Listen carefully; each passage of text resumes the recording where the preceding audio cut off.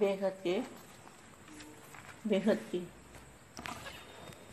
परम परम परम महाशांति है, महाशांति है, महाशांति। आज हम थोड़े समय के लिए बेहद के दादाजी से कनेक्शन जोड़ेंगे, दादाजी को याद करेंगे और सारी दुनिया को भूल जाएंगे। अपने आप को भी भूलना है कुछ समय के लिए।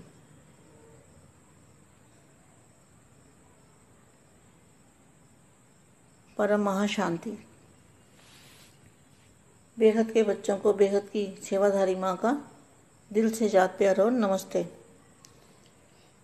आज मैं बच्चों को कुछ बताना चाहती हूँ कि हम परम प्रकाश कहते हैं। परम प्रकाश, ये परम प्रकाश क्या है, क्या चीज़ है? तो बापू जी ने तो दिव्य दृष्टि दी है सबको, लेकिन लेने वालों में अंतर हो जाता है। दिव्य दृष्टि का दाता बोलते हैं ना बापू जी को, ज्ञान सागर। तो दिव्य दृष्टि बापू जी ने सबको दी है। तो दिव्य दृष्टि कैसे आती है? जब बापू जी के ऊपर 101% निश्चय होता है, प्यार होता है और ज्ञान भी समझ में आता है। बाप की हर बात समझ में आती है, तब हमें दिव्य दृष्टि आ जाती है। तो दिव्य दृष्टि से हम परम प्रकाश को देखते हैं। तो परम प्रकाश है क्या चीज़?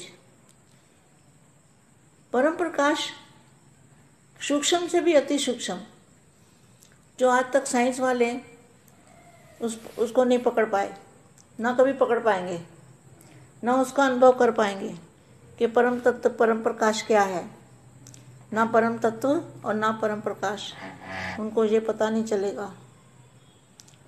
ये तो दादाजी ही जानते हैं, और जो दादाजी को चाहने वाले हैं, बेहद के बच्चे, बेहद के जिनके पास दिव्य दृष्टि आई है, जो देख सकते हैं, तीसरे नेत्र से नई दुनिया को देख सकते हैं, नई दुनिया में जाने के इच्छुक हैं, जल्दी से जल्दी उनको नई दुनिया में जाना है। ऐसे बच्चों के पास ही दिव्य दृष्टि आती है, जिनको दादाजी पे 100% भरोसा, 100% प्यार, 100% निश्चय और अपने आप पर भी निश्चय कि मैं दादा का बच्चा हूँ, मैं दादाजी का बच्चा हूँ, भगवान का बच्चा हूँ, ईश्वर संतान हूँ। जिनको निश्चय होगा, निश्चय बुद्धि विजंती, उनको ही तीसरा नेत्र आता है। तो तीसरे नेत्र से बेहद का महासागर, चुंबकीय शक्ति का महासागर, अति सूक्ष्म, अति से भी अति।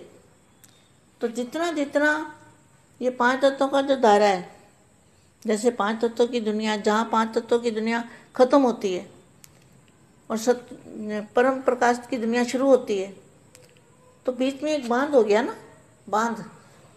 जैसे फ्लड आता है तो बांध टूट जाता है, तो इसी तरह से जब फ्लड आएगा बेहद के परम प्रकाश का, तो ये जो बांध है टूट जाएगा, 5 तत्वों का बांध टूट जाएगा और परम प्रकाश आएगा, तो सारी दुनिया को परम प्रकाश में लपेट लेगा, सारे मल्टीवर्स को परम प्रकाश में लपेट लेगा, अपने अंदर समा लेगा। जैसे एक बूंद बेहद के परम प्रकाश के लिए, तो ये मल्टीवर्स हमारा एक बूंद है। एक बूंद जैसे सागर में चली जाती है तो वो भी सागर बन जाती है। तो ये हमारा जो मल्टीवर्स है, ये भी सागर, महासागर, परम प्रकाश का महासागर बन जाएगा। महासागर में समाने से ये भी महासागर बन जाएगा। तो इसके लिए हमें पुरुषार्थ क्या करना है?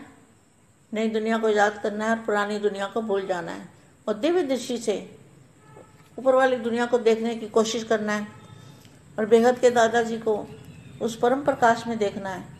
तो परम प्रकाश हमारी आत्मा में आएगा, तो हम पावरफुल बनेंगे, हमारी आत्मा पावरफुल बनेगी। तो दादाजी का ज्ञान ग्रहण कर पाएंगे, शक्तियाँ ग्रहण कर पाएंगे, पावर ग्रहण कर पाएंगे, पावर ले पाएंगे, दादाजी जो समझाते हैं वो देख पाएंगे। तो ये निश्चय बुद्धि की निशानी है। तो यहाँ क्या लिखा है? दिव्य जन्म, दिव्य जन्म की गिफ्ट, दिव्य नेत्र। तो जब से दादाजी के बने, दादाजी ने दिव्य जन्म दिया। दिव्य जन्म माना प्रकाश की काया वाला जन्म, ये स्थूल जन्म नहीं, 5 तत्वों वाला जन्म नहीं, दिव्य जन्म की गिफ्ट, दिव्य नेत्र। तो दादाजी ने क्या दिया गिफ्ट में? सभी को तीसरा नेत्र गिफ्ट में दिया है। कितनी बड़ी बात है, तीसरा नेत्र किसी को नहीं मिल सकता। दिव्य बुद्धि, दिव्य दृष्टि, दिव्य नेत्र, दिव्य बुद्धि और दिव्य दृष्टि। देखो, दिव्य जन्म, दिव्य नेत्र, दिव्य बुद्धि, दिव्य दृष्टि, और विधाता ने त्रिकालदर्शी बनाया। त्रिकालदर्शी बाप अपने त्रिकालदर्शी त्रिनेत्री बच्चों को देख रहे हैं। बाप दिव्य बुद्धि और दिव्य नेत्र, जिसको तीसरा नेत्र भी कहते हैं, वह नेत्र कहाँ तक स्पष्ट और शक्तिशाली है। हर एक बच्चे के दिव्य नेत्र के शक्ति की परसेंटेज देख रहे हैं। बाप ने सभी को 100% शक्तिशाली दिव्य नेत्र जन्म की गिफ्ट में दी है। बाप ने नंबरवार शक्तिशाली नेत्र दिया है, लेकिन इस दिव्य नेत्र को हर एक बच्चे ने अपने अपने कायदे प्रमाण, परहेज प्रमाण, अटेंशन देने इस नेत्र को, तो अटेंशन देने प्रमाण प्रैक्टिकल कार्य में लगाया है। इसलिए दिव्य नेत्र की शक्ति किसी की संपूर्ण शक्तिशाली है, किसी की शक्ति परसेंटेज में रह गई है। बाप द्वारा यह तीसरा नेत्र दिव्य नेत्र मिला है। जैसे आजकल साइंस का साधन दूरबीन है, जो दूर की वस्तु को समीप और स्पष्ट अनुभव कराती है, ऐसे यह दिव्य नेत्र भी दिव्य दूरबीन का काम करता है। सेकंड में परम धाम कितना दूर है, जिसके माइल गिनती नहीं कर सकते। साइंस का साधन भी इस साकार सृष्टि के सूर्य चांद सितारों तक देख सकता है, लेकिन यह दिव्य नेत्र तीनों लोगों को, तीनों कालों को देख सकता है। इस दिव्य नेत्र को अनुभव का नेत्र भी कहते हैं। अनुभव की आंख, जिस आंख द्वारा स्पष्ट देख सकते हो।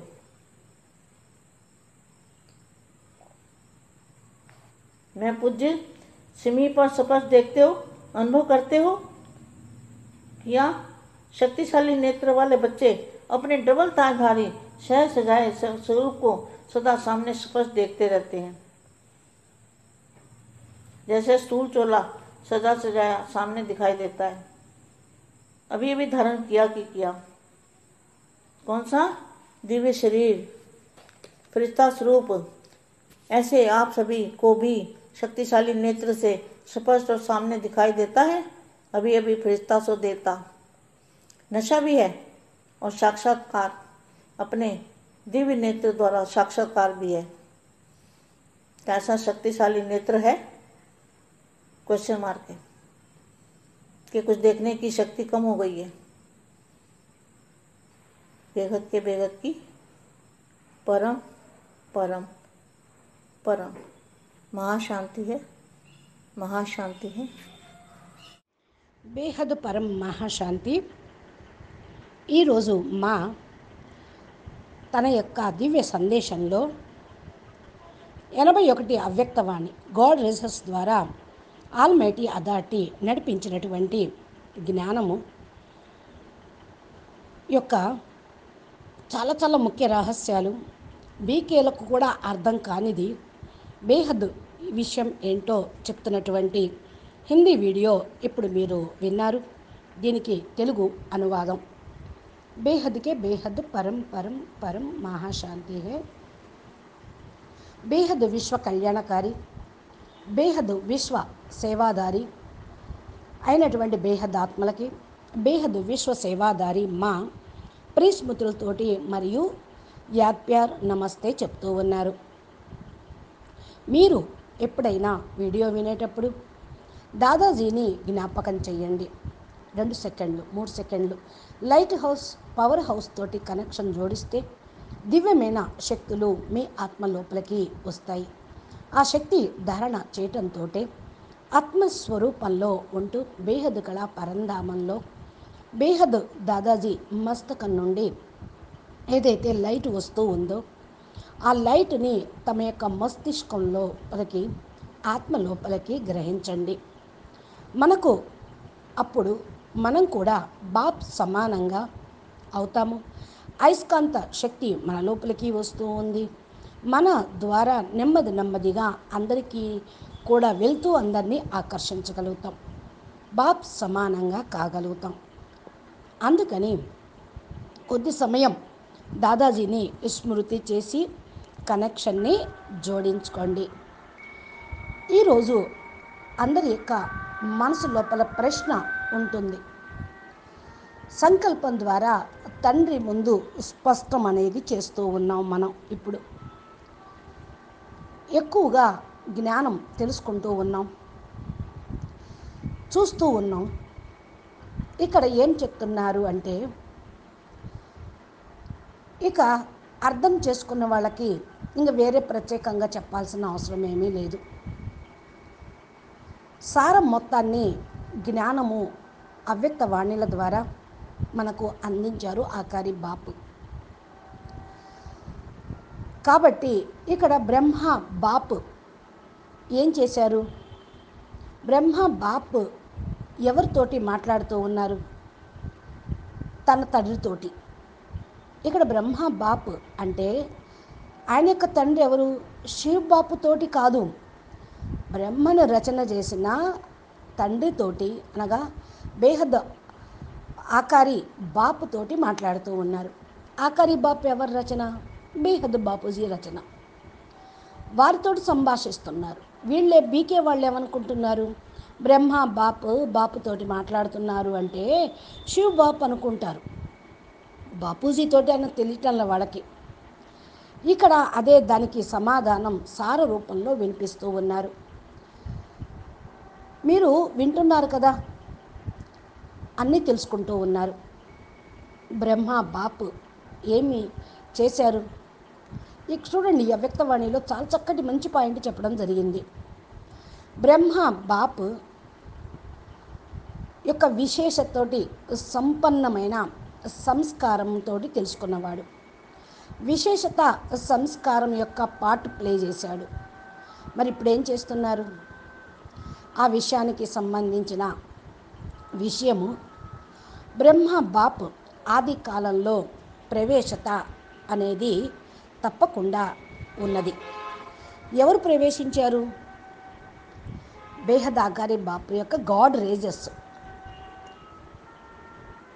ఎప్పుడైతే రిజల్ట్ చూశారో 1 సెకండ్ కోసం బ్రహ్మ బాప్ చాలా ఆలోచనలో పడిపోయారు. ఆయనకు ఏం తెలిసింది? సాకారంలో బాపు వచ్చాడని తెలిసింది. అప్పుడు ఏమైంది బ్రహ్మ బాబాకి? రిజల్ట్ను కూడా చూశారు, పిల్లల యొక్క రిజల్ట్. అంటే ఏదైతే పాత్ర నడుస్తుందో బేహద్ బాపు యొక్క పాత్ర, బేహద్ పిల్లల యొక్క విషయము, పిల్లల యొక్క రిజల్ట్ చూసిన తర్వాత 1 సెకండు బ్రహ్మ బాబా చాలా ఆలోచనలో పడ్డాడు. ఆలోచనలో పడి సాకారి బాపును అయితే తెలుసుకోలేదు, గుర్తించను లేదు. రిజల్ట్ కనపడతా ఉంది, పరివర్తన రిజల్టు, పయనం రిజల్టు. ఇక్కడ మంచి మహావాక్యం ఒకటి చెప్పారు. బ్రహ్మ బాబా రిజల్ట్ చూశాడు. ఆది కాలంలో ఏదైతే ఉందో రిజల్ట్ చూశారు. ఆలోచనలో పడిన తర్వాత బ్రహ్మ బాబా దీన్ని మనం పూర్తి చేసుకుంటానికి, అంటే బేహద్ దాదాజీ గురించి తెలుసుకోకపోయినా ఆయన చూస్తున్నాడు ప్రపంచం యొక్క పరిస్థితి, రిజల్ట్ ఏంటి అని. ఏ విషయము అంటే బ్రహ్మ బాబా బాపుని అడిగారట, నాకు తాళం చేయి ఇచ్చేసేయి అని. ఈ యొక్క పాయింట్ మీరు కావాలి అంటే 81 అవ్యక్తవాణి 142 పేజీలో చూడండి. నాకు ఈరోజు తాళం చేయి ఇచ్చేసేయి అని బ్రహ్మబాబా అడిగారు. ఏంటా తాళం చేయి అంటే అందరి యొక్క బుద్ధిని పరివర్తన చేసి సంపన్నంగా తయారు చేసేటువంటి తాళం చెయ్యి శక్తిని నాకు ఇచ్చేసేయి అన్నారు. ఆదిలో వీళ్ళందరికీ తాళం చెయ్యి యొక్క నష ఉంటూ ఉండేది. తాళం చెయ్యి అంటే చెప్తూ ఉండేవాళ్ళు, బ్రహ్మ బాపు ఈరోజు సంపన్నంగా తయారు చేసేటువంటి తాళం చెయ్యి బాపుని అడుగుతున్నారు అని చెప్పేవాళ్ళు యజ్ఞంలో. బాపుతోటి ఎవరు అడుగుతున్నారు? ఎవరా బాపు?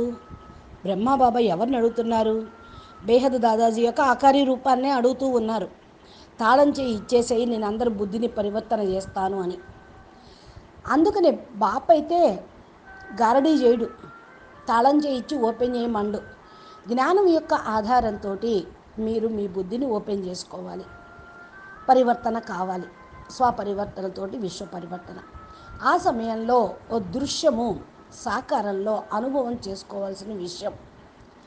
ఇక్కడ బాపు ఎవరితోటి రూహాన్ నడుస్తూ ఉంది? బ్రహ్మబాబా ఏ బాపుతోటి ఆత్మిక సంభాషణ చేస్తూ ఉన్నారు? తాళం చేయి ఇచ్చేసేయి అని ఎవరిని అడుగుతున్నారు? బ్రహ్మబాబాకి తాళం చేయి ఇవ్వగలచా? బ్రహ్మబాబాకి అయితే తాళం చేయి ఇచ్చేది లేదు. ఎందుకని అంటే బుద్ధి ఓపెన్ చేసుకోవాలి ఎవరికి వాళ్ళే. జ్ఞానం చెప్పడం భగవంతుడి డ్యూటీ, బాపు డ్యూటీ. జ్ఞానంలో అన్నీ స్పష్టంగా చెప్తూనే ఉన్నారు. మరి తెలుసుకోవాలి కదా. బ్రహ్మకుమారిస్ 9 లక్షల మంది పిల్లలు ఉన్నారు. వారి బుద్ధి ఓపెన్ చేయటానికి ఇక్కడ నా అని అంటూ ఉన్నారు. నా హా చెయ్యొచ్చు, కానీ ఈయన చాలా ఆలోచించి నా అని ఎందుకు అంటలేదు, హా అని ఎందుకు అంటలేదు? మరి బ్రహ్మబాబాకు తాళం చేయి ఇవ్వచ్చా? ఇవ్వగలరా? బ్రహ్మకు బాపు నా భీ నహీ కర్ సక్తే. మరి బ్రహ్మబాబాకు తండ్రి ఇవ్వను అని కూడా అనలేడు, ఇస్తాను అని కూడా అనలేడు. ఎందుకని అంటే ఏమి తాళం చెయ్యోది ఆయనకే అర్థం కాలేదు, ఆయన బుద్ధి ఓపెన్ కాలేదు. బేహద్ డ్రామా గురించి అసలే తెలియదు. ఆయన రచించబడింది 5000 సంవత్సరాల నుంచి కదా. బేహద్ డ్రామా గురించి ఆయన ఏం చెప్తాడు ఎవరికైనా? బాపూజీనే సాక్షాత్కారాలు చేయించాలి, మురళిల ద్వారా ఏదైతే ఉందో వాళ్ళు అర్థం చేసుకోవాలి. మరి ఇప్పుడు యూట్యూబ్లో బాపూజీ ఎన్నో వీడియోలు చెప్తూ ఉన్నారు, ఇవన్నీ విని వాళ్ళు అర్థం చేసుకోవాలి. బేహద్ దాదాజీ ఒక నియమం పెట్టారు. నియమం లేకపోతే లాభం అనేది లేదు కదా. కలుసుకునేటువంటి నియమము ఇప్పుడు లేదు, చూసేటువంటి నియమము లేదు. అందుకని సదా శ్రేష్ఠ సంకల్పాలు సాకార రూపంలోకి మరి తీసుకొని రావాలి. ఇదే ఇక్కడ రాశారు. భరత్ మిలాప్ యొక్క రహస్యం ముందు వెళ్ళి వినండి. భరత్ మిలాప్ ఏమైంది?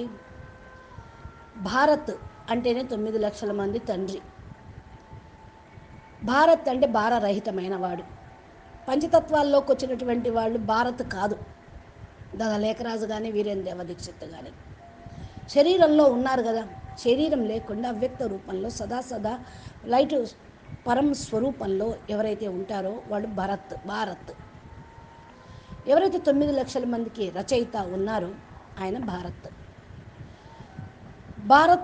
కుంభకర్ణుల్ని సహజంగా మేల్కొల్పలేరు.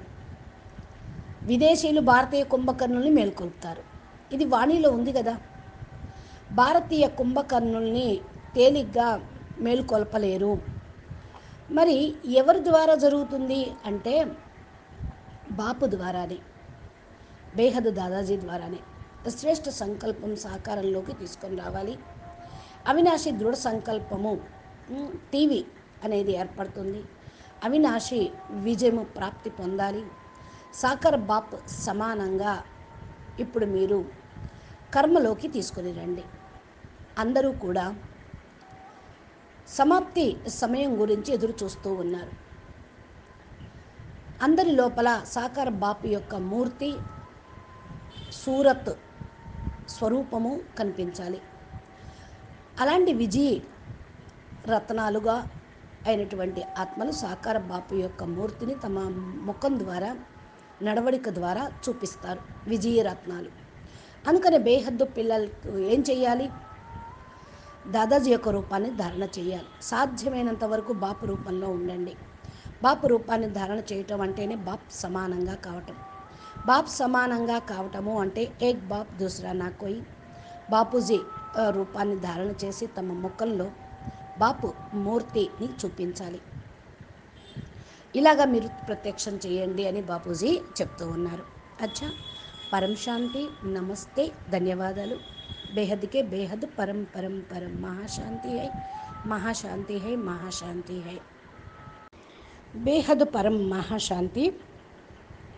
ఈరోజు మా తన యొక్క దివ్య సందేశంలో 81 అవ్యక్తవాణి గాడ్ రిజర్స్ ద్వారా ఆల్మైటీ అథారిటీ నడిపించినటువంటి జ్ఞానము యొక్క చాలా చాలా ముఖ్య రహస్యాలు, బీకేలకు కూడా అర్థం కానిది బేహద్ విషయం ఏంటో చెప్తున్నటువంటి హిందీ వీడియో ఇప్పుడు మీరు విన్నారు. దీనికి తెలుగు అనువాదం. బేహద్కే బేహద్, పరం పరం పరం, మహాశాంతి హై.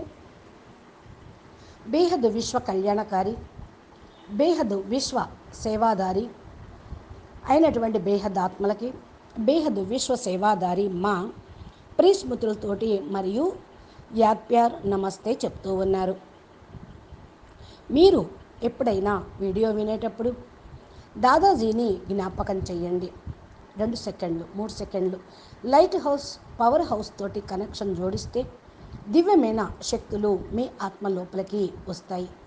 ఆ శక్తి ధారణ చేయటంతో ఆత్మస్వరూపంలో ఉంటూ బేహద్ కళ పరంధామంలో బేహద్ దాదాజీ మస్తకం నుండి ఏదైతే లైట్ వస్తూ ఉందో ఆ లైట్ని తమ యొక్క మస్తిష్కంలోపలికి ఆత్మ లోపలికి గ్రహించండి. మనకు అప్పుడు మనం కూడా బాప్ సమానంగా అవుతాము. అయస్కాంత శక్తి మన లోపలికి వస్తూ ఉంది. మన ద్వారా నెమ్మది నెమ్మదిగా అందరికీ కూడా వెళ్తూ అందరినీ ఆకర్షించగలుగుతాం. బాప్ సమానంగా కాగలుగుతాం.